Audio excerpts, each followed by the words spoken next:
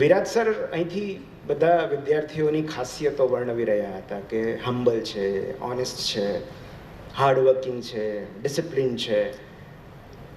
હું સાંભળતો હતો, પણ મને સૌથી વધારે મજા 3 વિદ્યાર્થીઓમાં આવી. એક જે રાઇટ આર્મ ફાસ્ટ બોલર છે,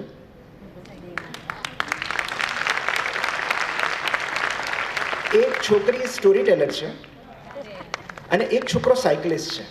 મારે આ સાંભળવું હતું કે તમારામાંથી ક્રિકેટ કેટલા રમે છે? નૃત્ય કેટલા કરે છે? વાર્તાઓ કેટલા લખે છે? કોઈ પણ કલા, મ્યુઝિક, ગ્રેટ. ડ્રોઈંગ કેટલા કરે છે? મહેંદી, નેલ આર્ટ કેટલા કરે છે? યસ. સો મારે આ સાંભળવું હતું. તમારા 99.99% આવે એ તો છે, એ તો રહેશે, તમે વાંચશો એટલે તો આવવાના છે. પણ હું જે તમારી ખાસિયત સાંભળવા માંગતો હતો એ આ સાંભળવા માંગતો હતો કે આ છોકરી બહુ સરસ ગાય છે, આને મ્યુઝિકની સેન્સ છે, આની સેન્સ ઓફ હ્યુમર બહુ સારી છે, ક્લાસમાં કોમેડી બહુ ફાઇન કરે છે, આ છોકરો તોફાની છે, આ સ્પોર્ટ્સ પર્સન છે, આને ફૂટબોલ આવડે છે, આ બહુ સરસ ટૂંકી વાર્તા લખે છે, આ નિબંધ લખે છે, આને વાઇલ્ડ લાઈફનો શોખ છે. આ શું કામ કહી રહ્યો છું? કારણ કે જે સૌથી મોટો પહેલો પડકાર જે છે એની હું વાત કરું, મારે જે કહેવું છે એની પહેલાં હું તમને એક બહુ સરસ એક પત્રની વાત કરું છું કે અમેરિકાની એક હાઈસ્કૂલમાં એકવાર એમના ક્લાસ ટીચરનું નામ મિસ લોકવુડ, એમણે 8મા ધોરણના વિદ્યાર્થીઓને એક વિચિત્ર હોમવર્ક આપ્યું. એક એવું અસાઇનમેન્ટ કે જેમાં દરેક વિદ્યાર્થીએ ઇંગ્લિશ લિટરેચરના અલગ અલગ સાહિત્યકારોને પત્ર લખવાનો, જે પૂછવું હોય એ પૂછવાનું, જે લખવું હોય એ લખવાનું, જે કહેવું હોય એ કહેવાનું, તમારા પ્રિય સાહિત્યકાર. બધાએ પત્રો લખ્યા. એ પત્રો શાળા વતી પોસ્ટ કરવામાં આવ્યા. એમાંથી મોટા ભાગના પત્રોના જવાબ ન આવ્યા, પણ 2-3 પત્રોના જવાબ આવ્યા. અને એમાંથી એક પત્ર જે હતો એટલો બધો પ્રસિદ્ધ થયો, લોકપ્રિય થયો કે આજ સુધી એ પત્રની ચર્ચા કરવામાં આવે છે. એ પત્ર હતો એક 84 વર્ષના પીઢ લેખક કર્ટ વોનેગટ તરફથી. કર્ટ વોનેગટની ઉંમર ત્યારે 84 વર્ષની હતી અને એમણે વિદ્યાર્થીઓને સંબોધીને પત્ર લખ્યો. એ પત્રમાં શું લખ્યું? અને એમણે લખ્યું કે આ પત્ર તમે ક્લાસરૂમમાં વાંચી સંભળાવજો. એમણે એવું કહ્યું કે તમે બધા ભણવામાં તો હોશિયાર હશો જ, તમે બહુ પ્રામાણિકતાથી અભ્યાસ કરતા હશો એ મને ખબર છે, પણ મારે તમને એટલું જ કહેવું છે કે આ એવી ઉંમર છે કે જ્યારે તમે કોઈ એક એવી પ્રવૃત્તિમાં રચા પચા રહેજો અથવા કોઈ એક એવી પ્રવૃત્તિમાં રોકાણ કરજો જેને દૂર દૂર સુધી તમારા માર્ક્સ સાથે કોઈ લેવા દેવા ના હોય. પ્રેક્ટિસ એની આર્ટ. કાર્ટૂન બનાવો, તમારા ક્લાસ ટીચરનું ચિત્ર બનાવો,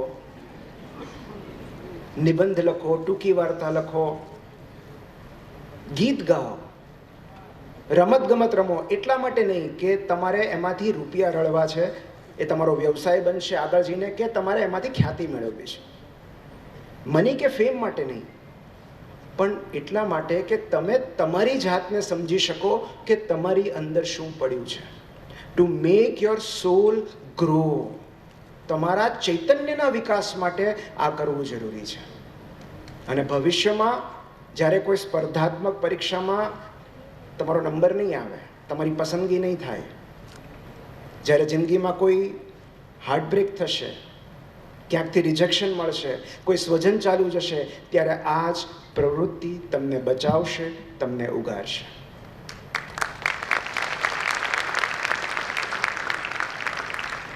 એક એવી પ્રવૃત્તિ કે જે તમે માત્ર તમારા માટે કરો છો, એટલા માટે નહીં કે તમને એમાંથી કશું મળવાનું છે.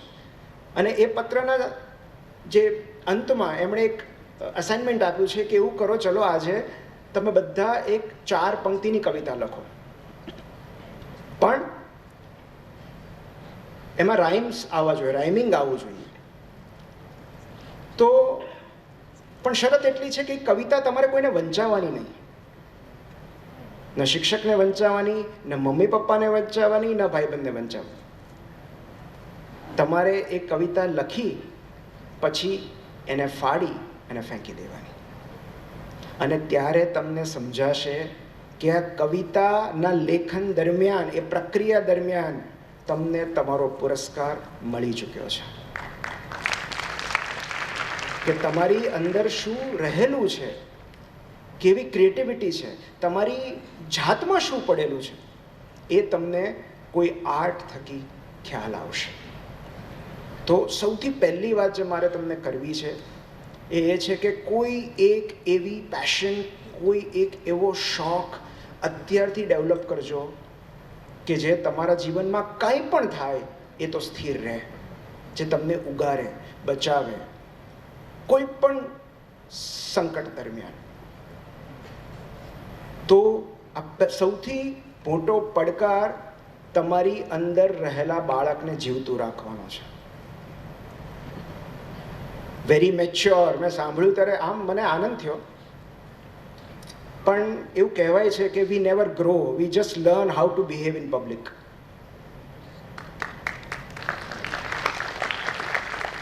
તો સૌથી મોટો પડકાર જે મારા માટે પણ છે, જે તમારા માટે પણ છે, તમારા માટે થોડું સરળ છે, કે અત્યારે તમારી અંદર જે બાળક રહેલું છે એને જીવતું રાખજો છેક સુધી. વરસાદની મજા લેજો, છબછબિયા કરજો, નાહવા નીકળજો, બપોરે ભર તડકામાં ક્રિકેટ રમજો, પ્રવાસ કરજો, રખડજો. આ બધું બહુ જરૂરી છે. કારણ કે એક મનુષ્યને બરબાદ કરવા માટે બીજું કશું જ કરવાની જરૂર નથી. એની આસપાસથી ધીમે ધીમે કલા, સાહિત્ય, સંગીત, પુસ્તકો હટાવી દો, એ આપોઆપ નાશ પામશે. ધીમે ધીમે એ યંત્રવત બનતો જશે, મિકેનિકલ, રૂપિયા રળવાનું સાધન બનતો જશે. એ રોકેટની જેમ ઉપર ગતિ કરશે પણ વિસ્તરી નહીં શકે, ખૂબ બધું એકઠું કરશે પણ વહેંચી નહીં શકે, સ્પર્ધાત્મક બનશે, સહયોગાત્મક નહીં, કોમ્પિટિટિવ બનશે પણ કોલેબોરેટિવ કે કમ્પેશનેટ નહીં. અને માટે તમારા ચૈતન્યના વિકાસ માટે, to make your soul grow, ભણતરની સાથે આ બધું પણ બહુ જ મહત્વનું છે. સો કોઈ એક એવી એક્ટિવિટી જે તમે પરસ્યુ કરજો. તમારી વચ્ચે 3 એવા ઉદાહરણો છે. રાઇટ આર્મ ફાસ્ટ બોલર મને બહુ મજા આવી, સ્ટોરી ટેલિંગ મને બહુ જ મજા આવી, સાયકલિસ્ટ મારે આ સાંભળવું છે. કારણ કે આ આગળ જઈને તમને એટલું બધું મદદરૂપ થશે જેની તમને અત્યારે કલ્પના જ નથી. એનીવે, આપણે જેની માટે અત્યારે ભેગા થયા છે એ વાત મારે તમને કહેવાની છે. કારણ કે અત્યારે તમે તમારા ટીનેજ યર્સમાં છો. એટલે મારા ટીનેજ યર્સ દરમિયાન મારી મમ્મીએ જે વાતો મને કરી હતી અને જે મને આજની ઘડી સુધી કામમાં આવે છે, એવી કેટલીક વાતો મારે તમારી સાથે શેર કરવી છે. એક વાઇલ્ડ લાઈફ ઇન્સિડન્સથી હું આ મારી વાતની શરૂઆત કરું છું. કે જિરાફનું બચ્ચું જ્યારે જન્મ લે ને, તમે કદાચ કોઈએ યુટ્યુબ પર વિડીયો જોયો હોય કે જ્યારે જિરાફનો જન્મ થાય ને ત્યારે મધર જિરાફ ઊભા ઊભા એને બર્થ આપે અને 8 ફીટ ઊંચાઈથી બચ્ચું જોરથી નીચે પટકાય. અને પટકાયા પછી થોડી વાર તો એ શૂન્ય પડ્યું રહે, એને સમજાય નહીં કે આ શું થયું, ક્યાં આવી ગયા. અશક્ત હાલતમાં તૂટ્યું વળીને સૂતું રહે, એનામાં હલવાની પણ શક્તિ ન હોય. અને એ સમયે મધર જિરાફ સૌથી પહેલું શું કરે, પોતાની ડોક નીચે વાળીને પહેલા એને વાલ કરે, એને ચાટે અને બીજી ક્ષણે એને જોરથી લાત મારે. અને ક્યારેક એ લાત એટલી બધી જોરદાર હોય છે કે બચ્ચું ફંગોળાઈને દૂર જઈને પડે. અને સડનલી બચ્ચું જાગ્રત અવસ્થામાં આવી જાય છે કે આ શું થયું મારી સાથે, આ કોણે માર્યું મને. અને ધીરે ધીરે એ પોતાના પગ પર ઊભા થવાનો પ્રયત્ન કરે. કારણ કે જિરાફ માટે બેલેન્સ જાળવવું બહુ અઘરું હોય છે. જેમ આ બાળક ચાલતા ચાલતા શીખે 2 પગ ઉપર ત્યારે પડી જાય, બેલેન્સ આવતા વાર લાગે. તો એવી રીતે જીરાફને 4 લાંબા પગ હોય તો એ બેલેન્સ હજી રાખે રાખે ઊભો થવાનો પ્રયત્ન કરે ત્યાં બીજી લાત વાગે. અને ક્યારે 3, 4, 5 લાત મધર જીરાફ પોતાના બાળકને જન્મ પછી તરત માર્યા કરે, જ્યાં સુધી એ પોતાના પગ પર ઊભું ન થઈ જાય અને દોડવા ન માંડે. એકવાર એનું બચ્ચું દોડવા માંડે પછી મધર જીરાફ એને લાત ન મારે, પછી એને વહાલ કરે. આવું વિચિત્ર બિહેવિયર કેમ? તો આની પાછળ એક સાયન્ટિફિક રીઝન રહેલું છે. અને એવું રીઝન છે કે મધર જીરાફ પોતાના બાળક સાથે સતત સાથે ન રહી શકે એના રક્ષણ માટે. તો એની માટે ખોરાકની શોધમાં જવું પડે, અને એ દરમિયાન જો એ અનપ્રોટેક્ટેડ હોય તો વાઘ, સિંહ, દીપડા આવા બધા જંગલી જાનવર ગમે ત્યારે તેના પર તરાપ મારી શકે, તેનો શિકાર કરી શકે. કારણ કે આ જે બિગ કેટ્સ છે એમને આવા તાજું માંસ, સોફ્ટ મીટ બહુ ભાવે. સો એકવાર એ દોડતા શીખી જાય પછી એની મધરને ખબર છે કે હવે એ ક્યાંક સેફ જગ્યાએ પહોંચી જશે, હવે એ સર્વાઈવ કરી શકશે. સો જીવનનું સૌથી મોટું લેસન, સૌથી મહત્વનો પાઠ કેટલી ક્રૂર રીતે કે એકવાર તું ભાગતા શીખી જા, તારી જાત સ્વ બચાવ કરતા શીખી જા, પછી વાંધો નહીં. હું ન હોઉં તો એ વાંધો નહીં, એટલીસ્ટ કોઈ તને મારી નહીં નાખે. અને એક થિયરી જ્યારે હું નાનો હતો ત્યારે મારા મમ્મી મને વારંવાર કહેતા, જે મારા સબકોન્શિયસમાં છે, એ છે ચાર્લ્સ ડાર્વિનની theory, survival of the fittest. Survival of the fittest એટલે કે એ જ પ્રાણી સર્વાઈવ કરી શકે છે જે સૌથી સક્ષમ હોય છે.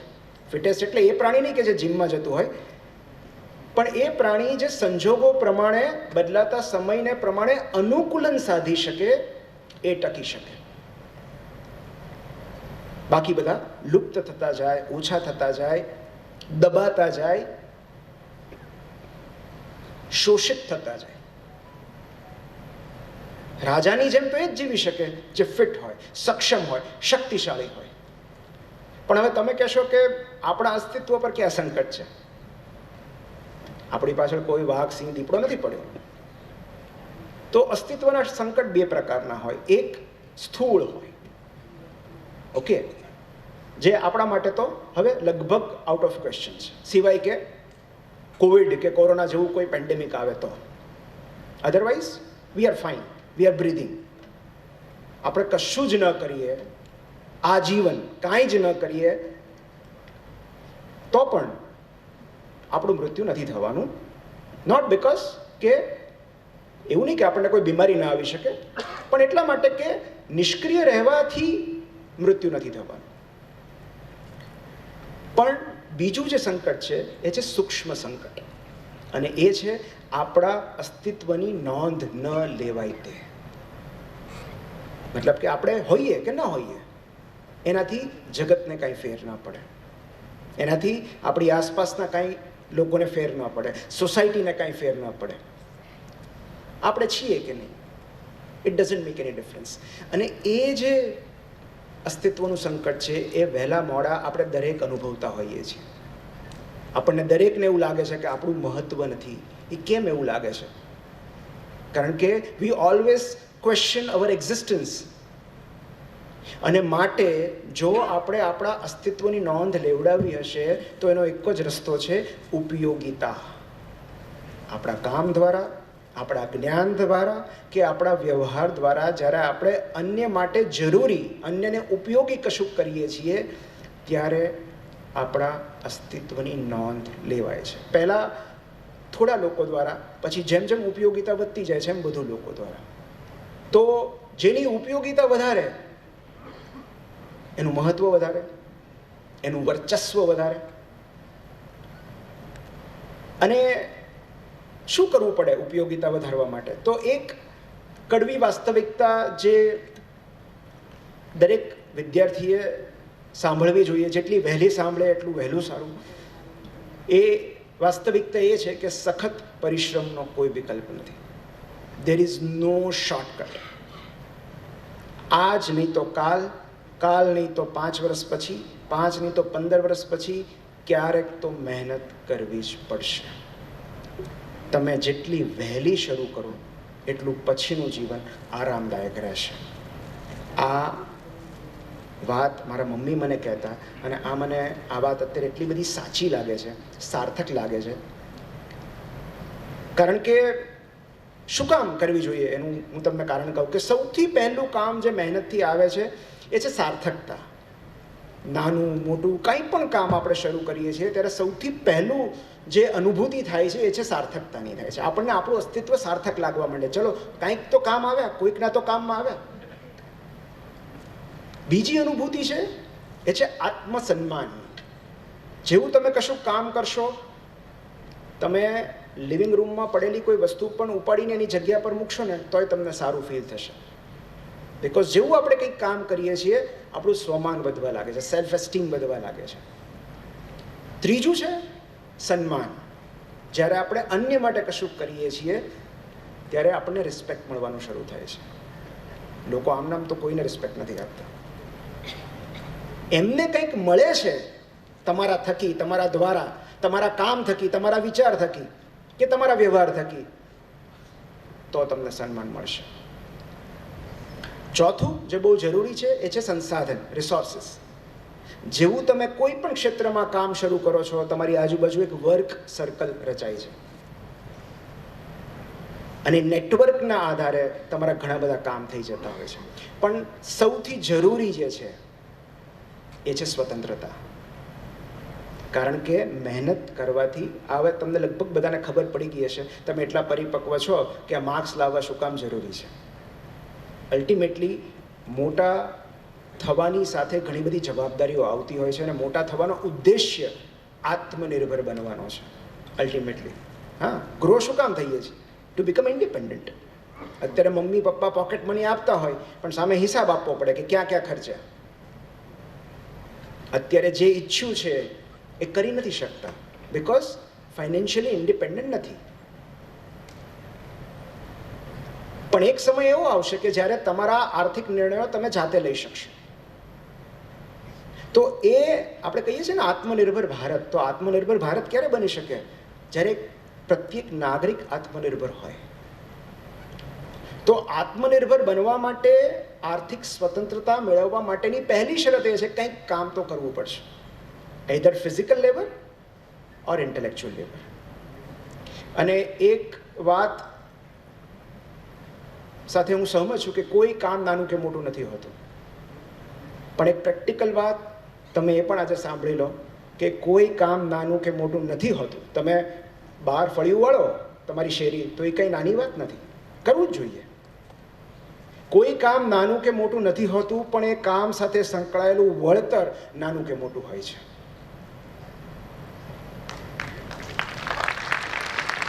સ્વચ્છતા અભિયાનના ભાગરૂપે તમારું ઘર સાફ કરવા માટે તમે તમારું ફળિયું વાળશો, તમને ચોક્કસ ગમશે, લોકો વાહવાહી કરશે. પણ રોજ સવારે ઉઠીને પ્રોફેશનના ભાગરૂપે તમારે ફળિયું વાળવું પડે કે શેરી વાળવી પડે, તો શું તમને ગમશે? તો આ વિચાર મને ઘણીવાર આવે કે રસ્તા પર કામ કરતો કોઈ મજૂર હોય કે આટલા ઉનાળાના તડકામાં પણ ધોળા દિવસે જે મજૂરી કરે છે, લારી લઈને નીકળે છે, બાંધકામ કન્સ્ટ્રક્શનમાં કામ કરતો કોઈ શ્રમિક છે, એના આખા દિવસના કામ પછી કેટલા રૂપિયા મળતા હશે? 200, 300. અચ્છા, તમારો કોઈ ડ્રાઈવર છે જે આખો દિવસ તમારી કાર ચલાવે છે, એને કેટલા રૂપિયા મળતા હશે? 800, 1000. મોટા મોટા શહેરોમાં હજી વધારે મળે. પણ શું એની સરખામણી કોઈ આઈટી પ્રોફેશનલ, કોઈ ડૉક્ટર, કોઈ એન્જિનિયર, કોઈ ટેક્સ કન્સલ્ટન્ટ સાથે થઈ શકે? શક્ય જ નથી. અને એનું એકમાત્ર કારણ એ છે, તમે માનો કે ન માનો, મનુષ્ય જગતનો એક વણ લખેલો નિયમ છે કે શારીરિક શ્રમ કરતાં બૌદ્ધિક શ્રમનું વળતર અનેક ગણું વધારે મળે છે.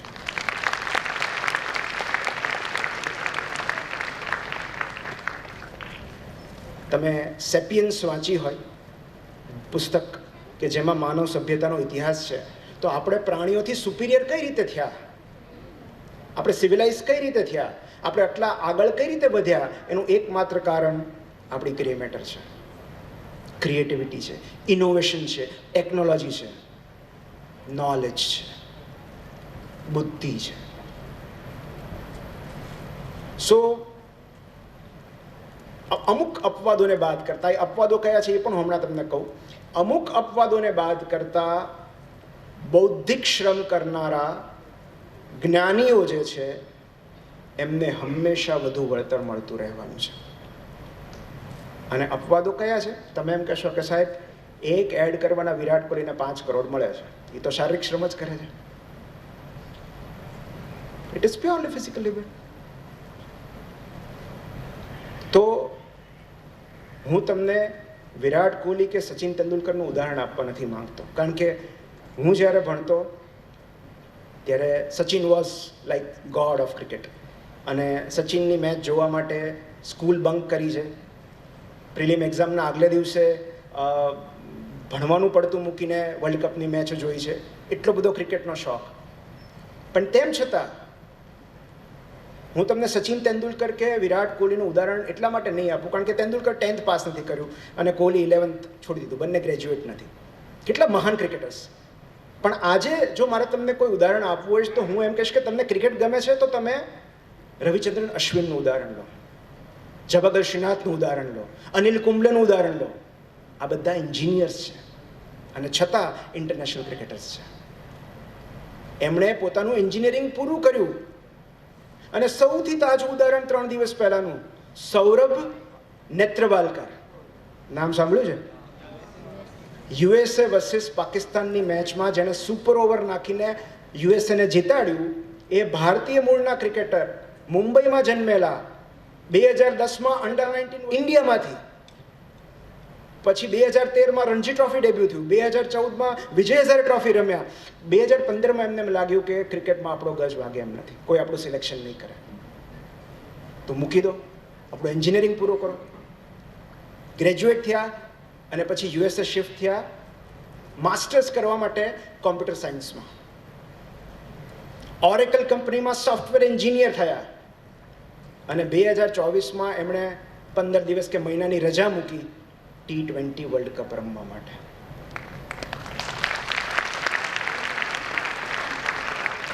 A full-time software engineer, a part-time cricketer, left arm pace bowler જેમણે સુપર ઓવરમાં પોતાના કન્ટ્રીને જીત અપાવી. જો તમારે ઉદાહરણ લેવું હોય તો આ લોકોનું ઉદાહરણ લો, કારણ કે હું નથી ઈચ્છતો કે એક સચિન તેંડુલકર કે એક વિરાટ કોહલી બનવા માટે 10,000 વિદ્યાર્થીઓ પોતાના ભણતરની આહુતિ આપે. સો ઓલવેઝ કમ્પ્લીટ યોર એજ્યુકેશન, કારણ કે તમે ભણતર પૂરું કરી લેશો તો એનાથી કે તમારી અંદર જે પ્રતિભા રહેલી છે એ કંઈ છીનવાઈ નહીં જાય. તમારા અંદર સંગીતની ટેલેન્ટ હશે તો કંઈ છીનવાઈ નથી જવાની, ઉલટું વધારે પરિપક્વ થઈને બહાર આવશે. મેં કવિતાઓ લખી હોત, ખાલી નિબંધો જ લખ્યા હોત, ટૂંકી વાર્તાઓ જ લખી હોત તો હું ડૉક્ટર ક્યારે બની ન શક્યો હોત. મેં મારી અંદર રહેલા એ શોખને દબાવી રાખ્યો, સંતાડી રાખ્યો, સાચવી રાખ્યો ત્યાં સુધી જ્યાં સુધી હું આત્મનિર્ભર ન બની જાઉં. બિકોઝ આપણે ગમે એટલી ફિલોસોફી કે ડાઈ વાતો કરી લઈએ, ultimate truth is that money brings freedom. રૂપિયાથી સુખ નથી આવતું, સ્વતંત્રતા આવે છે. It is very important. So જ્યાં સુધી તમે કોઈ secure profession, secure job, secure education ન મેળવી લો ત્યાં સુધી તમારી અંદર જે કંઈ પણ રહેલું છે એનું જતનથી એને ઉછેરો. એને આપણે ડામી નથી દેવાનું, એને ઉછેરવાનું છે. It is like your child. એ તમારી પેશનને ગ્રો થવા દો, એને પાણી આપો, ધીમે ધીમે એ આપમેળે બહાર આવશે. હું જ્યારે 10th 12thમાં હતો ત્યારે ઘણી વાર એવું થાય કે મને વાંચવાની ઈચ્છા ન થાય, તમને પણ થતી હશે, અને એ નોર્મલ છે. જો 30 દિવસમાંથી તમે 20 કે 22 દિવસ જ વાંચતા હો, 23 દિવસ જ વાંચતા હો તો મને તમારી ચિંતા નથી થતી. ચિંતા તો થશે જો 30માંથી 30 દિવસ વાંચો છો, કારણ કે that shows you are a machine. તો એ મનુષ્યગત જે લાગણીઓ છે, જે કંટાળો છે, જે અકળામણ છે, દરેકને આવશે. તમે 10thમાં હશો ત્યારે પણ, 12thમાં હશો ત્યારે પણ. આવતીકાલે એક્ઝામ છે તો આજે વાંચવાની ઈચ્છા નહીં થાય, ઇટ ઇઝ ક્વાઇટ નોર્મલ. તો મને જ્યારે વાંચવાનો કંટાળો આવતો અથવા વાંચવાની ઈચ્છા ન થતી ત્યારે મારા રૂમની બારીમાંથી હું બહાર તડકામાં કામ કરતા મજૂરને જોતો, લારી પરથી લારી લઈને નીકળેલા કોઈ વિક્રેતાને જોતો. એમની જે હાર્ડવર્ક છે, એમની જે મહેનત છે, હું એનો વિચાર કરતો. અને ત્યારે મને વિચાર આવતો હતો કે મારી પાસે કેટલી સોફિસ્ટિકેટેડ લેબર છે. એક બંધ ઓરડામાં બેસીને, છાયામાં બેસીને, એસીમાં બેસીને મારે ખાલી એક પુસ્તક વાંચવાનું છે. અને જો હું આ કામ ન કરી શકતો હોઉં તો હું એ કામ કઈ રીતે કરવાનો છું. સો તમે બધા બહુ પ્રિવિલેજ્ડ છો એટલા માટે કે કેટલા લોકોને શિક્ષણ નથી મળતું, કેટલા વિદ્યાર્થીઓ, કેટલા બાળકો શિક્ષણથી વંચિત રહી જાય છે. એનો આંકડો જો તમે સાંભળશો તો તમને એવું લાગશે કે આપણે બધા બહુ પ્રિવિલેજ છીએ, આપણે ભાગ્યશાળી છીએ. અને શિક્ષણ એ જાતમાં કરેલું એવું રોકાણ છે જેનું એક દિવસ એવું તમને વળતર મળશે ને કે તમે અચંબિત થઈ જશો. અને હું એને એન અવરગ્લાસ રોડ ટુ નોલેજ કહું છું. તમે એક અવરગ્લાસ જો છે એની ડિઝાઇન લાઈક આ ડમરું હોય અને એની ઉપર બીજું ડમરું હોય, પેલી રેતી એકમાંથી બીજામાં જાય, રાઈટ? તો જે નીચેનું ટ્રાયંગલ છે ને એ છે ફોર્મલ એજ્યુકેશન, ઔપચારિક શિક્ષણ. એ તમને અત્યારે એમ થતું હશે કે આ અત્યારે હું કામ આ વિષય ભણવાનો, સંસ્કૃત મને ક્યાં કામમાં લાગવાનું છે? ભલે મારા 100 આવી ગયા પણ સંસ્કૃત મને ક્યાં કામમાં લાગવાનું છે? શાકભાજીવાળા સાથે હું સંસ્કૃતમાં વાત કરીશ. તો કેટલા બધા વિષયો જ્યારે હું ભણતો મને એમ થતું હતું કે આ ક્યાં સાઇન થીટા અને કોસ થીટા ક્યાં કામમાં આવવાનું છે મારા, રાઈટ? તો નીચેનું જે સૌથી બેઝ છે એ છે ફોર્મલ એજ્યુકેશનનો, જ્યાં ક્યારેક એવા વિષયો ભણવા પડે છે જે આપણને ગમતા નથી, કામમાં નથી આવતા. ઇવન MBBSમાં પણ કેટલાક એવા ચેપ્ટર્સ છે જે મને એવું લાગે છે કે આ મારા લાઈફમાં ક્યાં કામમાં આવવાનું છે, પણ તેમ છતાં ભણવું પડે છે because it is a part of formal education. તો જેમ જેમ લેડરમાં આપણે ઉપર જતા જઈએ છીએ ટ્રાયંગલ નેરો થતું જાય છે. મતલબ આપણું જે સ્પેશિયલાઇઝેશન હોય એ વિષયો ખાલી એ જ આવતા જાય છે, બાકીનું બધું ધીરે ધીરે દૂર થતું જાય છે. જેમ જેમ તમે 10thમાં આવશો, 12thમાં આવશો, વિષયો ઘટવા લાગશે.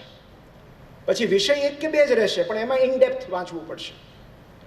સો as you go towards the apex of the triangle, specialise knowledge વધતું જાય અને જે બાકી બધું જે હતું બિનજરૂરી એ ઓછું થતું જાય. Then you come to the summit. શિખર પર પહોંચો છો જ્યાં તમે તમારું પ્રોફેશન પસંદ કરો છો. ઓકે, જેમ કે હું યુરોલોજી મેં પાસ કર્યું અને હું યુરોલોજી પ્રેક્ટિસ કરું છું. તો મારું યુરોલોજીની મેં એક્ઝામ આપી દીધી, મારું યુરોલોજીનું જ્ઞાન મેં બતાવી દીધું, સાબિત કરી દીધું, એન્ડ એ લોકોએ મને પાસ કરી દીધો. હા, પછી ક્લિનિકલ પ્રેક્ટિસ શરૂ થાય અને પછી અપડેટ રહેવું પડે, જર્નલ વાંચવી પડે, નવું શું છે, નવા પેપર્સ કયા છે. પણ પછી જો હું પાઠ્યપુસ્તક ન વાંચું યુરોલોજીના અથવા બીજું કંઈ ન વાંચું તો કોઈ મને ફોર્સ નથી કરતું. But then comes the second triangle, inverted triangle. એ અહીંથી શિખરથી શરૂ થાય અને આમ વિસ્તરતું જાય અને એ છે તમારું ઇત્તર વાંચન. મતલબ કે જે તમને તમારા પ્રોફેશન સાથે સંકળાયેલું જ નથી, તેમ છતાં જે પુસ્તકો તમે વાંચો છો, જે જ્ઞાન તમે પ્રાપ્ત કરો છો એ ઇન્ફિનાઇટ હોય છે, એ અનંત સુધી લંબાય છે અને એ તમને બીજા બધા કરતાં આગળ લઈ જાય છે. સો એક બહુ સરસ કોટ છે કે જે બીજા બધા જે પુસ્તકો વાંચે છે, તમે પણ એ જ પુસ્તકો વાંચશો તો તમે ત્યાં જ રહેશો જ્યાં એ લોકો છે. તમારે એમના કરતાં આગળ વધવું હશે તો તમારે એવા પુસ્તકો વાંચવા પડશે જે અન્ય લોકો નથી વાંચી રહ્યા. અને આપણી સોશિયલ હાયરાર્કી કેવી છે તમને તો ખ્યાલ જ હશે. સામાજિક પદાનુક્રમ, હાયરાર્કી એટલે દરેકમાં હાયરાર્કી હોય. જેમ કે તમે IPSમાં જુઓ તો constable, head constable, sub inspector, inspector, DYSP, SP હોય ને બધા, IG, પછી DGP, બધું ટૂંકમાં એના ઉપર. એવી રીતે તમે કોઈ ઇન્સ્ટિટ્યૂટમાં જાઓ તો શરૂઆતમાં લેક્ચરર કે ટ્યુટર હોય, પછી assistant professor, associate professor, professor, dean. So એવી જ રીતે માત્ર સંસ્થાકીય નહીં, સામાજિકમાં પણ એક પદાનુક્રમ હોય છે. Class 4, class 3, class 2 officer, class 1 officer, gazetted officer. આ હાયર આર્કી ક્યાંથી આવે છે? માત્ર બે જ પરિબળો છે.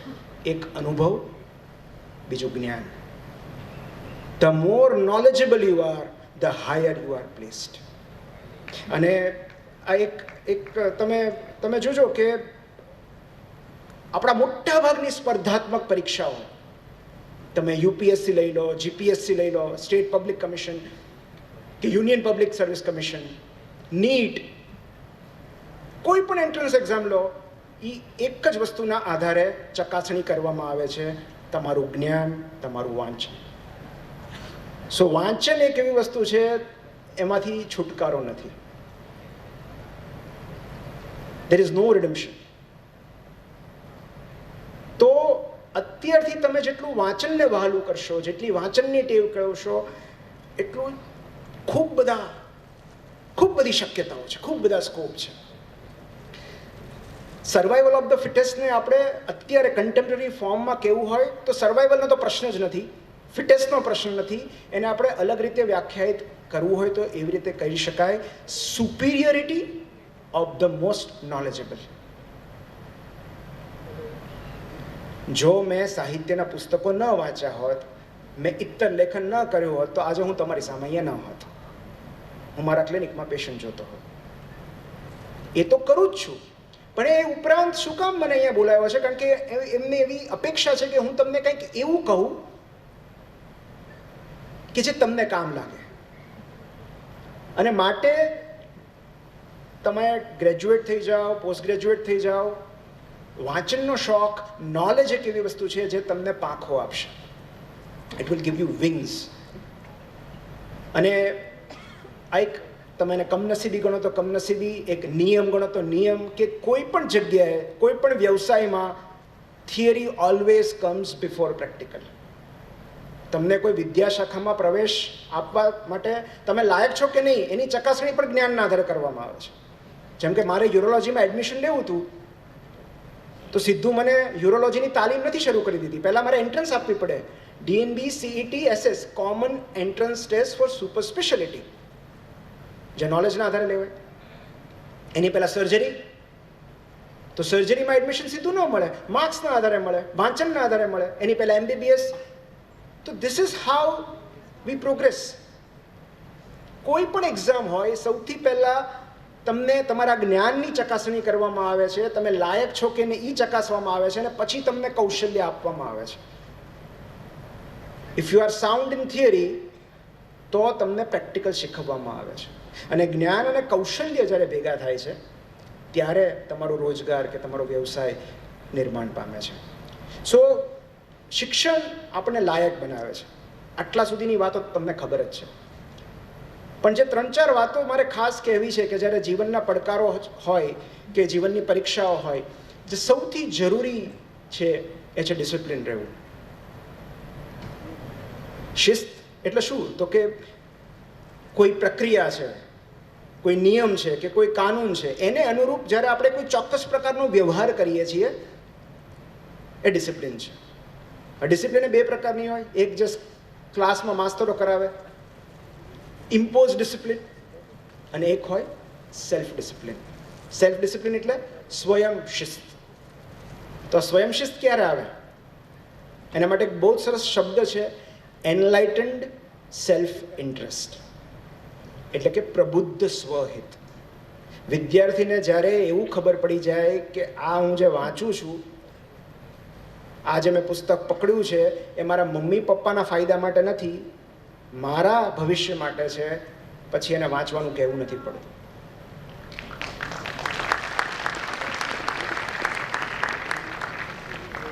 અને આ દરેકમાં વહેલું મોડું આવે જ છે.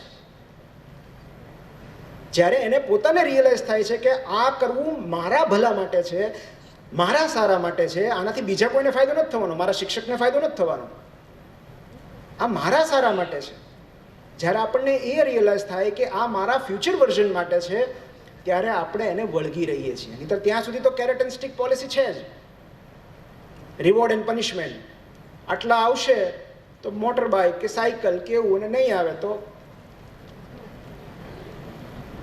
પણ એ ઇમ્પોઝડ મોટિવેશન બહુ લાંબા સમય સુધી ચાલતું નથી, એનાથી ફાયદો પણ નથી થતો. સેલ્ફ ડિસિપ્લિન જેટલી કેળવાય, કારણ પણ એ ક્યારે કેળવાશે? જ્યારે એક સમજ આવે કે આ હું જે કંઈ કરી રહ્યો છું એ મારા સારા માટે છે. અને એ સેલ્ફ ડિસિપ્લિન માત્ર ભણવાને લગતી નથી, બીજી ઘણી બધી બાબતો એમાં આવી જાય. પણ એની માટે એક બહુ સરસ કોટ છે કે pain of discipline is the price of happiness. તમે જે શિસ્તની પીડા અનુભવો છો એ આવતીકાલની સફળતા અને આવતીકાલનું સુખ છે. સો તમારે કઈ પીડા વધારે જોઈએ છે, pain of discipline or pain of regret? કારણ કે અત્યારે જે તમને રોજ સવારે 6 વાગે ઉઠીને વાંચવું પડે છે, સ્કૂલે જવું પડે છે, ટ્યુશનમાં જવું પડે છે, એ ડિસિપ્લિનમાં કંટાળો તો આવતો હશે. ઘણીવાર સ્નૂઝ પર મૂકી દેવાય, 5 મિનિટ, 10 મિનિટ, 15 મિનિટ, પછી અડધી કલાક થઈ જાય, ઉઠાય નહીં. પણ આ પેઇન જે છે ડિસિપ્લિનનું, એ રિગ્રેટના પેઇન કરતાં અનેક ગણું હળવું છે. આજથી 5 વર્ષ પછી તમને અફસોસ ન થવો જોઈએ કે થોડુંક વધારે વાંચી લીધી હોત તો, ત્યારે થોડીક વધારે મહેનત કરી લીધી હોત તો.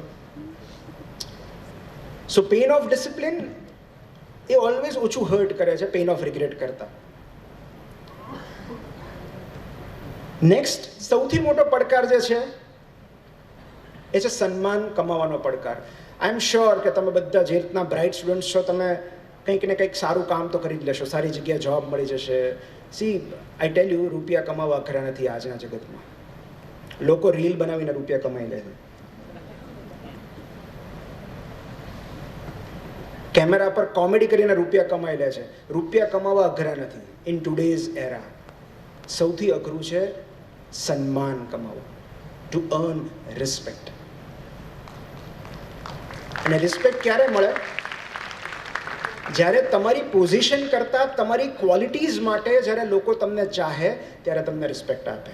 તમારા પદ, પદવી, ડિગ્રી, લાયકાત કે હોદ્દાને કારણે નહીં, તમારી અંદર રહેલા માનવ મૂલ્યોને કારણે જ્યારે લોકો તમને પ્રેમ કરે છે ત્યારે તમને રિસ્પેક્ટ આપે છે, ત્યારે તમારું સન્માન કરે છે. અને એની માટે આદર્શ ઉદાહરણ કોઈ પણ વિદ્યાર્થી માટે જે સૌથી આદર્શ ઉદાહરણ કહી શકાય એ છે ડૉક્ટર એપીજે અબ્દુલ કલામ. હું દરેક વિદ્યાર્થીને 2 હાથ જોડીને વિનંતી કરું છું કે તમે ઇગ્નાઇટેડ માઇન્ડ્સ અને વિંગ્સ ઓફ ફાયર ન વાંચ્યું હોય તો પ્લીઝ વાંચજો. એમની આત્મકથા વાંચજો, એમનું જીવન ચરિત્ર વાંચજો.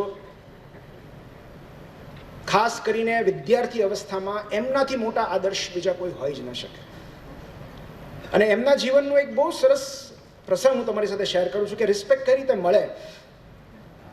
કે 2013 વારાણસીમાં આઈઆઈટીનું કોન્વોકેશન હતું, પદવીદાન સમારોહ, અને ત્યાં કલામ સાહેબને ચીફ ગેસ્ટ તરીકે બોલાવવામાં આવેલા. અને સ્ટેજ ઉપર 5 ખુરશીઓ રાખવામાં આવી હતી અને એમાંથી વચ્ચેની ખુરશી કલામ સાહેબ માટે ડેઝિગ્નેટ કરેલી હતી. મોટી હતી, ઊંચી હતી, ફોર્મર પ્રેસિડેન્ટ માટેની ખુરશી. કલામ સાહેબ સ્ટેજ પર આવ્યા અને એમણે જોયું કે આ વચ્ચેની ખુરશી તો બહુ મોટી છે, અસમાન છે, તો મને આવો સ્પેશિયલ પ્રિવિલેજ શું કામ? અને ત્યારે એમણે કહ્યું કે હું આ ખુરશી પર નહીં બેસું. એમણે જે કોલેજના વીસી હતા એમને કહ્યું કે તમે બેસો. હવે જે ખુરશી કલામ સાહેબે રિજેક્ટ કરી હોય એના પર વીસી કેવી રીતે બેસી શકે? છેવટે એ ખુરશી ત્યાંથી હટાવી દેવામાં આવી અને બીજી જે 4 હતી એવી જ એક 5મી ખુરશી વચ્ચે મૂકવામાં આવી અને એના પર કલામ સાહેબ બેઠા. આપણે એમને પૂજીએ છીએ, એમને યાદ કરીએ છીએ એ એટલા માટે કે નહીં તેઓ સાયન્ટિસ્ટ હતા, તેઓ મિસાઇલ મેન હતા, તેઓ ફોર્મર પ્રેસિડેન્ટ હતા, પણ એટલા માટે કે આ બધું હોવા ઉપરાંત he was a very good human being. આપણે એમને એમના સદગુણોના કારણે યાદ કરીએ છીએ. અને આવો જ એક બીજો પ્રસંગ કે જ્યારે તેઓ ડીઆરડીઓમાં હતા. ડીઆરડીઓ એટલે defence research and development organisation. અને ત્યારે મુદ્દો એવો હતો કે એક બિલ્ડિંગને પ્રોટેક્ટ કરવાનું હતું. એ બિલ્ડિંગને કઈ રીતે આપણે પ્રોટેક્ટ કરી શકીએ એની વાતો ચાલી રહી હતી કે એને અભેદ્ય કઈ રીતે બનાવવું કે કોઈ અંદર ઘૂસી ન જાય. તો એની માટે સજેશન એવું હતું કે જે એની દિવાલ હોય ફરતી એના ઉપર તૂટેલા ગ્લાસ મૂકી દઈએ. તમે જોયા હશે ઘણી જગ્યાએ હોય છે કે તૂટેલા ગ્લાસ મૂકે દિવાલ ઉપર, એટલે કોઈ વંડી ઠેકી ન શકે, કોઈ આવી ન શકે.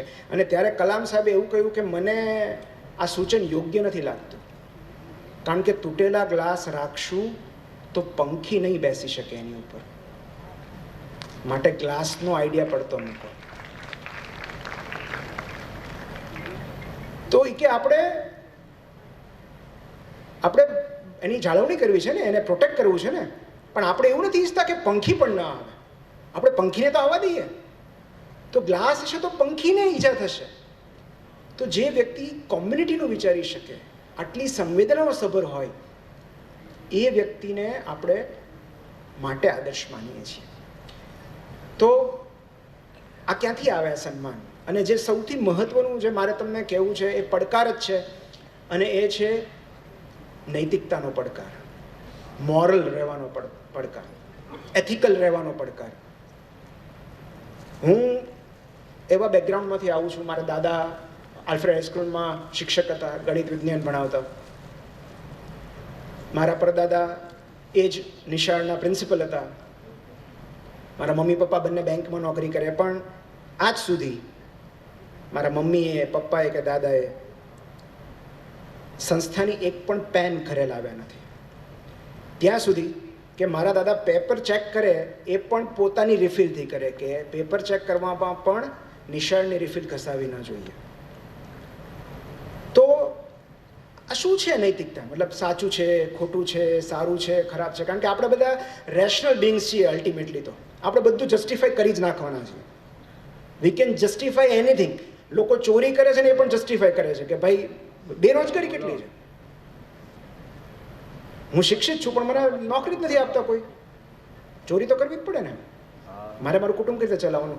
લોકો ખૂનને જસ્ટિફાઈ કરે છે કે મેં તો સેલ્ફ ડિફેન્સમાં ગોળી ચલાવી હતી. સો આપણે કંઈ પણ જસ્ટિફાઈ કરી શકીએ છીએ, પણ તેમ છતાં નૈતિકતા કઈ રીતે નક્કી કરવી, એની માટે હું 3 માપદંડ ગણું છું. સૌથી પહેલો માપદંડ કે આપણે કોઈની સાથે છેતરપિંડી, દગો કે અન્યાય નથી કર્યો ને, કોઈને જાણી જોઈને દુઃખ નથી પહોંચાડ્યું ને, that means we are on the right path. બીજું જે સૌથી મહત્વનું છે કે આપણે જે કૃત્ય કરી રહ્યા છીએ એ કૃત્ય જો આવતીકાલ સવારે અખબારના હેડલાઇન્સ હશે તો એ વાંચીને મારા મમ્મી પપ્પાને ગર્વ થશે કે શરમ આવશે? હું જે કંઈ કામ કરી રહ્યો છું, મારા પ્રિયજનોને આ સમાચાર પહોંચશે તો એમને મારા પર ગર્વ થશે કે શરમ આવશે? જો એમને શરમ આવશે તો કદાચ આપણે નૈતિકતાથી ચૂકી ગયા છીએ. અને એ બધું જવા દો, કોઈને ખબર પડશે, કોઈ શું વિચારશે. ધ મોસ્ટ ઇમ્પોર્ટન્ટ ક્રાઇટેરિયા એ છે કે ઇનર સ્કોર કાર્ડમાં આપણે આપણી જાતને કેટલા માર્ક્સ આપીએ છીએ. તમે એક જવાબ નહોતો આવડતો અને તમે કોઈનામાંથી જોઈ લીધો, તમને 100માંથી 100 આવી ગયા, પણ એ કૃત્ય બદલ તમે તમારી જાતને કેટલા માર્ક્સ આપો છો?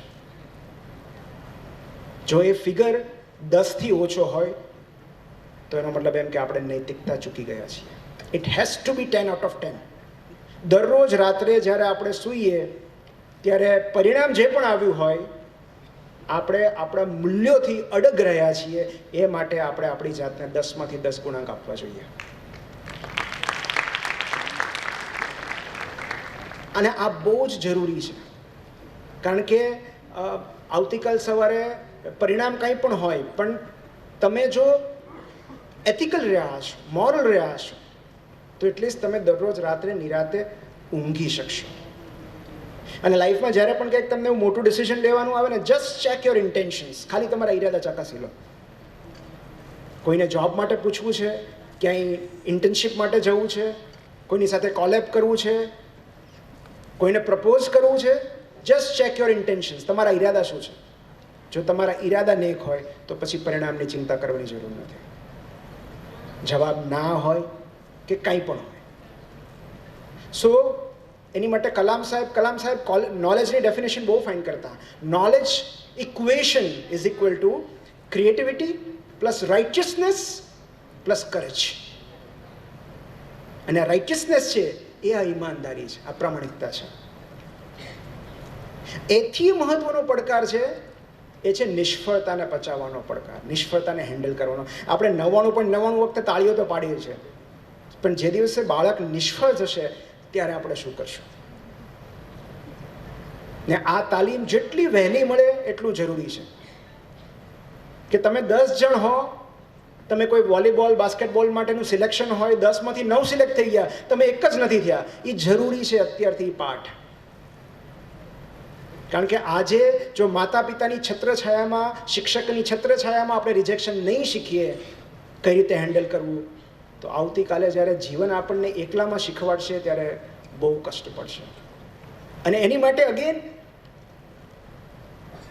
હાઉ ટુ હેન્ડલ, જ્યારે તમે મને રિજેક્શન સ્ટોરીની વાત કરો, પહેલી સ્ટોરી, પહેલી વાત, પહેલી સત્ય ઘટના જે મારા મનમાં આવે છે એ ડૉક્ટર એપીજે અબ્દુલ કલામની. કેટલા પુઅર બેકગ્રાઉન્ડમાંથી, રામેશ્વરમ, તામિલનાડુમાં રામેશ્વરમ નામનું એક ગામ છે, ત્યાં એમના પપ્પા બોટ ઓનર હતા, હોડી હતી એમને, મમ્મી હાઉસવાઈફ. બહુ જ ખરાબ આર્થિક હાલત. અને એમના પપ્પા જે હિન્દુ પિલગ્રિમેજ હોય, દર્શનાર્થીઓ, એમને લાવવા લઈ જવાનું કામ કરતા, એમાંથી રૂપિયા કમાતા. એટલી કફોડી સ્થિતિ હતી કે 8 કે 10 વર્ષની વયે કલામ સાહેબને ન્યૂઝપેપર વેચવા જવું પડતું સવારે, પરિવારને મદદ કરવા માટે. એમનું બાળપણથી સપનું હતું પાયલટ બનવાનું, ઇન્ડિયન એરફોર્સમાં પાયલટ બનવાનું અને ફાઇટર જેટ ઉડાડવાનું. That was his dream. અને બહુ મહેનત કરી એમણે. અને ઇન્ટરવ્યૂ જ્યારે ડિફેન્સ મિનિસ્ટ્રીમાંથી આવ્યો ત્યારે એમનો 9મો નંબર હતો. મતલબ ઇન્ટરવ્યૂનું જે પરિણામ આવ્યું એમાં એમનો 9મો નંબર હતો અને 8 જ સીટ હતી. એક રેન્ક માટે તેમનું સ્વપ્ન સાકાર ન થઈ શક્યું, પાયલટ બનવાનું. ત્યારે હતાશ થઈ ગયા, ડિપ્રેસ થઈ ગયા. આ બધું એમણે એમની આત્મકથામાં લખ્યું છે. એકવાર મરવાનો પણ વિચાર આવ્યો, ક્લિપ સુધી પહોંચી ગયા. પછી એમ થયું કે હવે ઋષિકેશ જાઓ. ત્યાં એક સંતને મળ્યા અને સંતે એવું કહ્યું કે જો ખરા દિલથી કશુંક માગ્યું છે, પેલો શાહરૂખ ખાનનો ડાયલોગ છે ને, પૂરી કાયનાત વાળો, એ શું કામ? એ સંતે સમજાવ્યું કે જ્યારે આપણે બહુ ઈમાનદારીથી, જ્યારે આપણા ઈરાદા નેક છે, એમાં તીવ્રતા છે, ત્યારે આપણી અંદર ઇલેક્ટ્રોમેગ્નેટિક વેવ્સ જનરેટ થતા હોય છે. આ એ સંતે કહ્યું હતું, આવું પુસ્તકમાં લખ્યું છે. અને જ્યારે આપણે રાત્રે સૂઈએ છીએ ત્યારે ઇલેક્ટ્રોમેગ્નેટિક વેવ્સ બ્રહ્માંડમાં જાય છે અને તારાઓની ગતિ આપણી તરફેણમાં કરીને પાછા આવે છે. તો આજ નહીં તો કાલ, 5 વર્ષ નહીં તો 10 વર્ષ પછી તું ફાઇટર જેટ ઉડાડીશ. આ ઘટના બની 1958માં. 1960માં તેમણે DRDO જોઈન કર્યું, પછી ISRO જોઈન કર્યું, પછી તો સાયન્ટિસ્ટ બની ગયા, મિસાઇલ મેન. હવે કોણ નથી ઓળખતું એમને. પછી પ્રેસિડેન્ટ બન્યા. પ્રેસિડેન્ટ બન્યા પછી એમણે જે એમના કમાન્ડર ચીફ હતા ઇન્ડિયન એરફોર્સના, એમને કહ્યું કે મારે ફાઇટર જેટ ઉડાડવું છે. એટ ધ એજ ઓફ 74 હજી પોતાનું ડ્રીમ ભૂલ્યા નથી. અને ત્યારે પહેલાં કીધું કે એમ થોડું તમને, કે તમે ભલે રાષ્ટ્રપતિ રહ્યા, એમ કંઈ હું થોડું તમને વિમાન આપી દઉં એમ. એની માટે તાલીમ લેવી પડે. એમણે 6 મહિના તાલીમ લીધી અને પછી પુણેમાં, મને વર્ષ યાદ નથી, સુખોઈ નામનું ફાઇટર જેટ એમણે ઉડાડ્યું.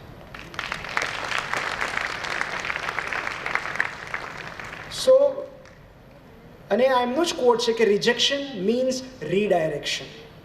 જ્યારે કોઈ એક જગ્યાએથી તમને અસ્વીકાર મળે છે, એનો મતલબ એમ કે નિયતિ તમને બીજું કંઈક પસંદ કરવાની તક આપી રહી છે. અને એક વાત દરેક વાલીએ, જે મારા મમ્મી મને કહેતા, એક વાત દરેક વાલીએ સતત એના બાળકોને કહેતા રહેવી જોઈએ કે તારે ડૉક્ટર બનવું છે, તારે એન્જિનિયર બનવું છે, તારે ક્રિકેટર બનવું છે, તારે ડાન્સર બનવું છે, તારે ટેક્સ કન્સલ્ટન્ટ, વોટ તમારે સોફ્ટવેર એન્જિનિયર જે બનવું છે, ફાઇન, બન. તારા સપના પર ગિવ અપ ન કર. પણ એક વાત હંમેશા યાદ રાખજે, universe can have different plans. નિયતિએ તારા માટે કશુંક બીજું ઘડ્યું હોય, એ શક્યતાને નકારી કાઢવી નહીં. કારણ કે આપણી ઈચ્છાઓ કે આપણા ઈરાદા કરતાં યુનિવર્સની ઇન્ટેલિજન્સ અનેક ગણી વધારે હોય છે. ક્યારેક એણે આપણા માટે કશુંક એવું વિચાર્યું હોય છે જે આપણે જે ઈચ્છતા હોઈએ છીએ એના કરતાં વધુ સારો પથ હોય છે. સો નેવર ડાઉટ યુનિવર્સ ઇન્ટેન્શન. એને નોવા ઇફેક્ટ કહેવાય કે આજે જે આપણને ગુડ લક લાગે છે એ કદાચ થોડા મહિનાઓ પછી બેડ લક લાગશે. કે આવું નહોતું થવું જોઈતું. પણ અમુક વર્ષો પછી આપણને ગોલ્ડન લક લાગશે, જ્યારે આપણને વર્ષો પછી સમજાશે કે આવું શું કામ થયું. અત્યારથી આપણે જોઈ નથી શકતા. આજે બહુ ટીનેજ યુવાનો છે, વાલીઓ છે, એટલે આ વાત છેલ્લી 2-3 વાત છે. આ વાત હું નહીં કરું તો મને ઊંઘ નહીં આવે, અને એ છે સૌથી મોટો પડકાર છે નિર્વ્યસની રહેવાનો. અને તમે લાઈફમાં કાંઈ કરો ન કરો, કાંઈ બનો ન બનો, મને કાંઈ ફેર નથી પડતો, ધેટ્સ ફાઇન. પણ એક હું તમને વિનંતી કરું છું, વ્યસનથી દૂર રહેજો. કારણ કે એ એક એવો રસ્તો છે કે જેમાં કોઈ યુટર્ન જ નથી, તમે પાછા નહીં આવી શકો. અને આમ છે ને, જાતને બરબાદ કરી દેવી કાયદાકીય રીતે માન્ય છે, કોઈ તમને રોકવા નહીં આવે. હવે તો એવી ગેમ્સ લીગલ થઈ ગઈ છે કે તમે રમો જુગાર, ડ્રીમ 11 બનાવો ટીમ. સો ગેમ્બલિંગ હવે ઓફિશિયલ થતું જાય છે. તો તમે કશું જ ન કરો, કોઈ ગલ્લે બેઠા રહો, ચા બીડી પીધા રાખો, તમાકુ ખાધા રાખો, કોઈ તમને રોકવા નથી આવવાનું. જ્યાં સુધી તમે કોઈ ગુનાહિત પ્રવૃત્તિમાં સંડોવાતા નથી, કાનૂન તમને રોકશે પણ નહીં. ઇવન તમાકુ ને સિગરેટ પણ કાનૂન ચેતવણી આપીને છટકી જાય છે. અમે ચેતવીએ છીએ, જો આવું થાય, કેન્સર થાય, તમારે પીવો પીવો, અમે રોકશું નહીં. સો સ્વ વિનાશ કરવો બિલકુલ કાયદાકીય રીતે માન્ય છે, કોઈ તમને અટકાવવાનું નથી. પણ એ વખતે હંમેશા યાદ રાખજો કે તમારા મૂલ્યો શું છે, તમે કયા ફેમિલીમાંથી આવો છો, તમારું ફેમિલી બેકગ્રાઉન્ડ શું છે. આ વાત મમ્મી કે પપ્પાને ખબર પડશે તો એમનું રિએક્શન કેવું હશે. કારણ કે ભાઈબંધ તો આજ નહીં તો કાલ એવા પિયર પ્રેશર, એવા પિયર આવવાના જ છે કે તમને એક લે ને એમાં કાંઈ ન થાય.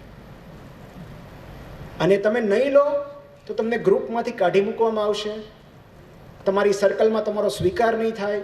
તમને એમ કહેશે આ તો બાળક છે, મમ્મીનો દીકરો છે, પેમ્પર્ડ ચાઇલ્ડ છે.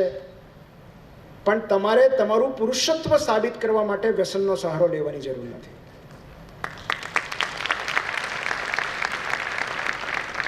સો બી પ્રાઉડ ઓફ ધેટ કે આજ સુધી મેં તમાકુ નથી લીધી, આજ સુધી મેં સિગરેટને હાથ નથી ડાળ્યો.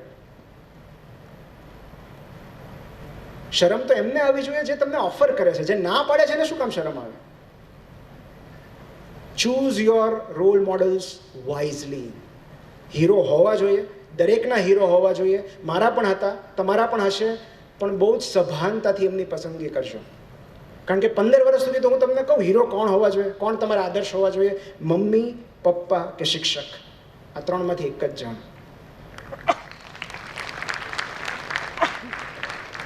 અને જ્યારે કોઈ હીરોની પસંદગી કરો, કોઈ રોલ મોડલની પસંદ કરો, ત્યારે રીલ લાઈફના નહીં, રિયલ લાઈફના હીરોની પસંદગી કરજો.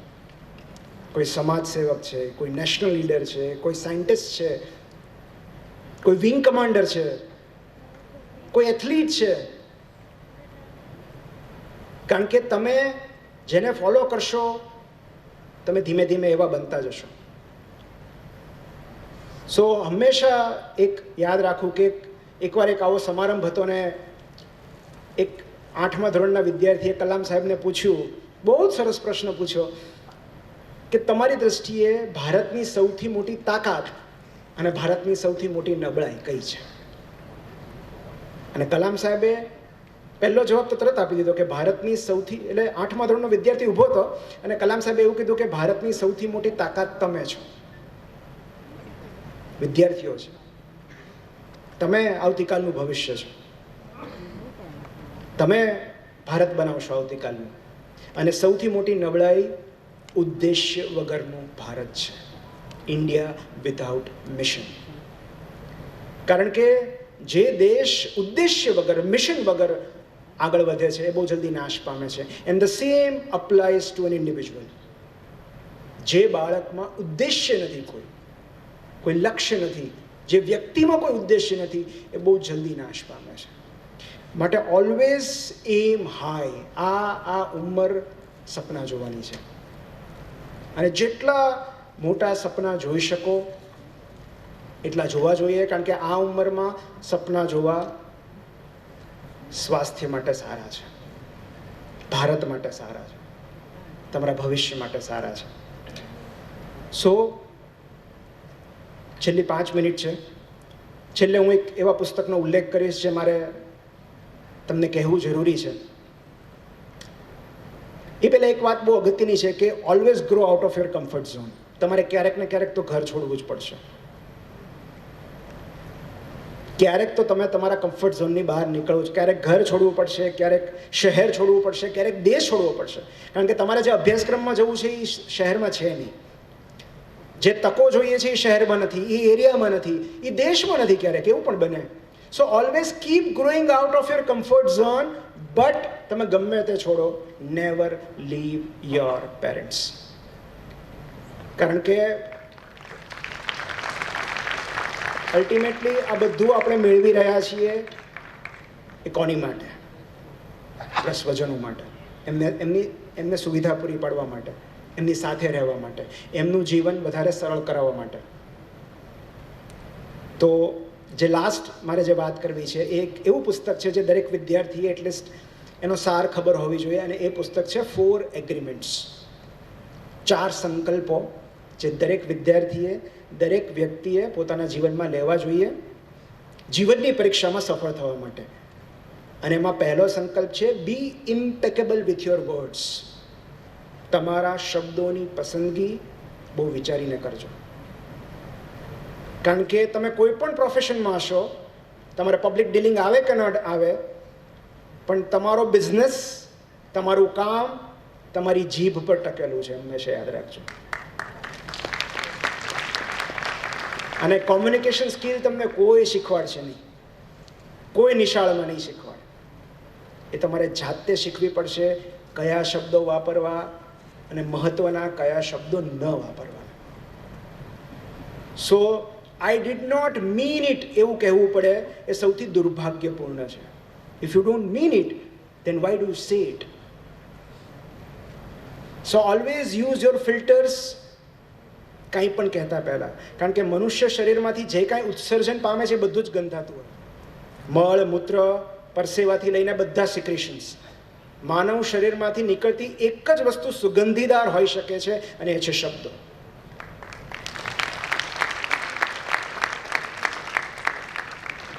માટે કોમ્યુનિકેશન સ્કિલ એવી વસ્તુ છે, મેં એવા પ્લમ્બર્સને જોયા છે, એવા કાર્પેન્ટર્સને જોયા છે, એવા વિક્રેતાને જોયા છે જે માત્ર પોતાની જીભને કારણે, પોતાના સ્વભાવને કારણે બીજા બધા કરતાં 10 ગણું વધારે કમાતા હોય. So how do you deal with people? આ તમને કોઈ 99.99% આવ્યા પછી પણ આ નહીં સમજાય. So always be impeccable with your words. Second, never assume anything.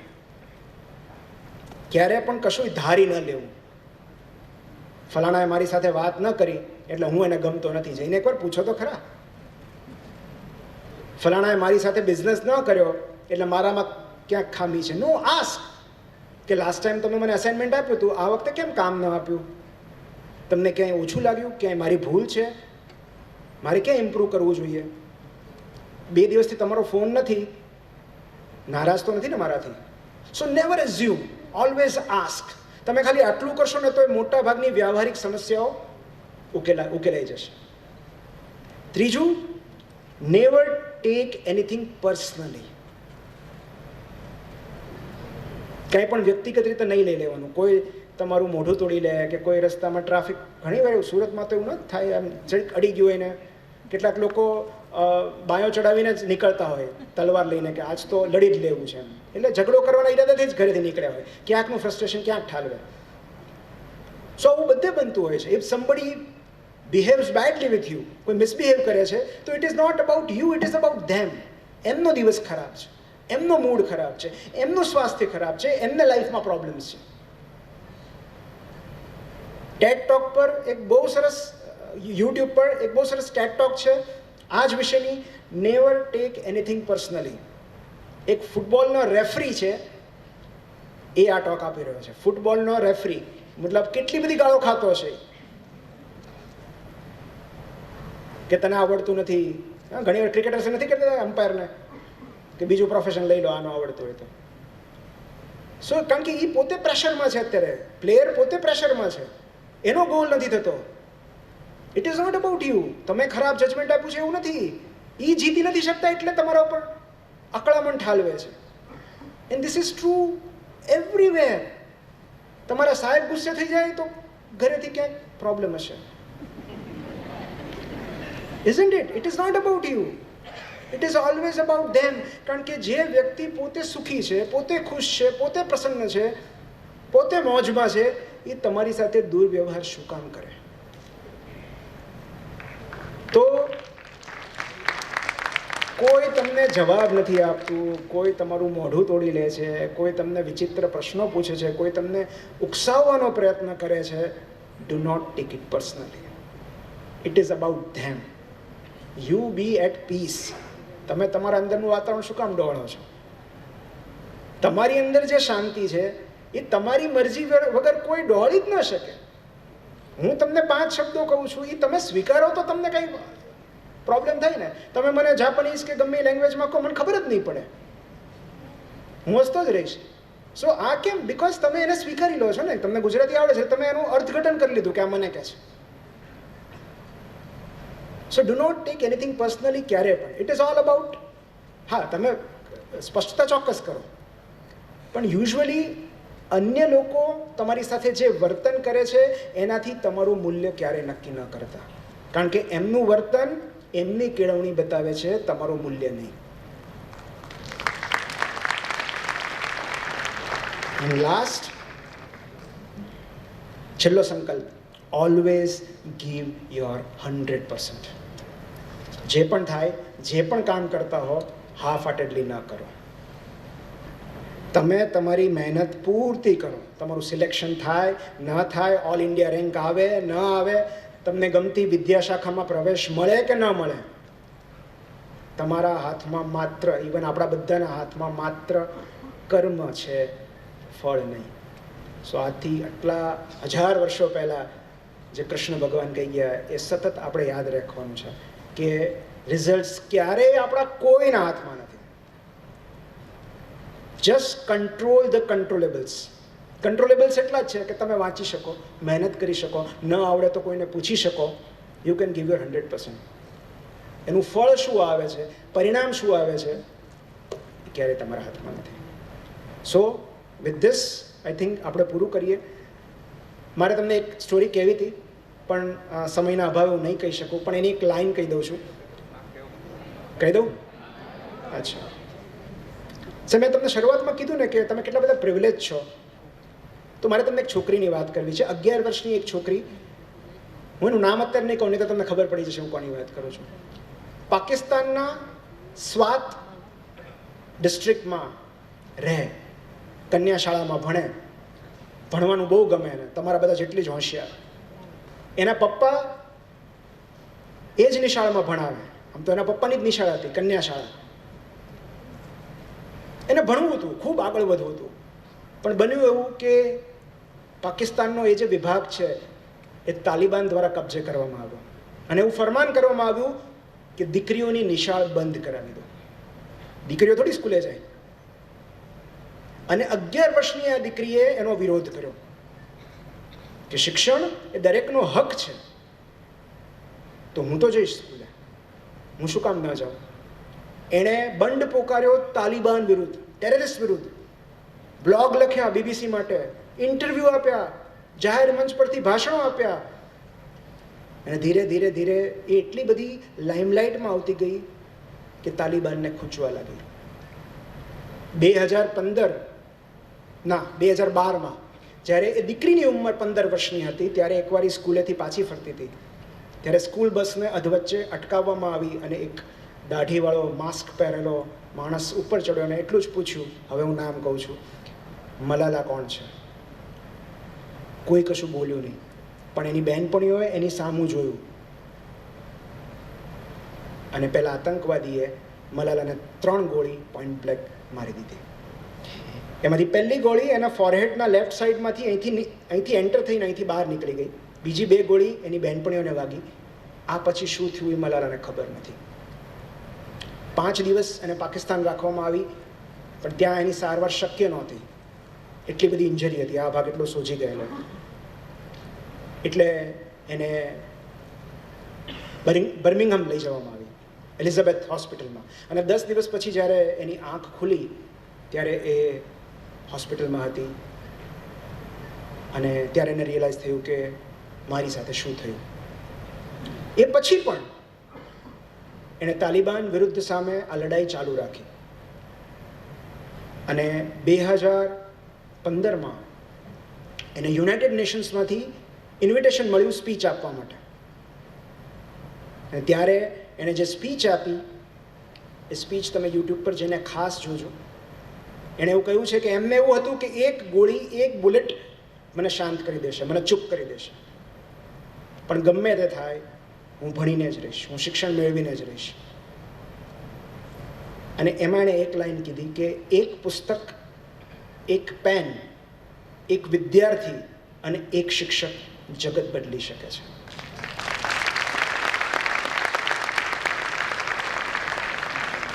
ત્યારબાદ એની આત્મકથાનું પુસ્તક આવ્યું જે બેસ્ટ સેલર થયું, આઈ એમ મલાલા, હું મલાલા છું. અને સૌથી નાની વયે શાંતિ માટેનું નોબેલ પુરસ્કાર મેળવનાર છોકરી એટલે મલાલા યુસુફઝાઈ. તો જે છોકરી શિક્ષણ મેળવવા માટે ગોળી ખાઈ શકે છે, બંદૂકની હો, ટેબ્લેટ નહીં, એની સરખામણીમાં હવે એણે એક આખું NGO ઊભું કર્યું છે, ઓનલાઈન એક સંસ્થા ચલાવે છે કે દુનિયાભરમાં જેટલા બાળકો શિક્ષણથી વંચિત છે એમને માટે એક ઝુંબેશ છેડી છે, એક અભિયાન ચલાવ્યું છે. તમે ઓનલાઈન એને ફંડ મોકલી શકો છો. ઇન્ટરનેશનલ ફિગર છે મલાલા. હવે શિક્ષણ માટેનું જુનૂન ખાલી બસ. તમે ખાલી મલાલા યુસુફઝાઈ સર્ચ કરજો અને એટલા બધા ઓપ્શન આપશે કે તમે કન્ફ્યુઝ થઈ જશો કે શું જોવું, પહેલાં મારે શું વાંચવું. પણ જો એના વિશે જાણવું હોય તો એની આત્મકથાનું પુસ્તક આઈ એમ મલાલા, જેના પરથી મૂવી પણ બન્યું, ગુજરાતીમાં પણ હવે એનું ભાવાનુવાદ અવેલેબલ છે, હું મલાલા છું એવું પુસ્તક છે. તમે વાંચજો અને એ વાંચ્યા પછી તમને સમજાશે કે આપણે બધા કેટલા બધા પ્રિવિલેજ્ડ છીએ કે આટલા સરસ કોચિંગ ઇન્સ્ટિટ્યૂટમાં જઈએ છીએ, આટલા સરસ શહેરમાં રહીએ છીએ, આટલો સરસ સરકાર આપણને સપોર્ટ કરે છે શિક્ષણ માટે, શિક્ષણને પ્રોત્સાહન આપે છે, મમ્મી પપ્પા પ્રોત્સાહન આપે છે, આટલી સરસ નિશાળમાં છીએ, આપણે જે માગીએ આપી દે છે, આપણે ના પડીએ તોય મમ્મી ખવડાવ કરે છે. કેટલા પ્રિવિલેજ છીએ અને આપણે શું કરવાનું છે? ખાલી એક જગ્યાએ બેસીને શાંતિથી વાંચવાનું છે. સો હું એટલું જ કહીશ કે આ પ્રિવિલેજનો પૂરેપૂરો લાભ લેજો અને ખાલી તમારા નિશાળ કાળ દરમિયાન નહીં, એ પછી પણ વાંચતા રહેજો. જો જે વાંચતા રહેશે એ હંમેશા આગળ વધતા રહેશે. હું તમને બધાને તમારી પરીક્ષાઓ માટે શુભેચ્છાઓ પાઠવું છું. Thank you so much.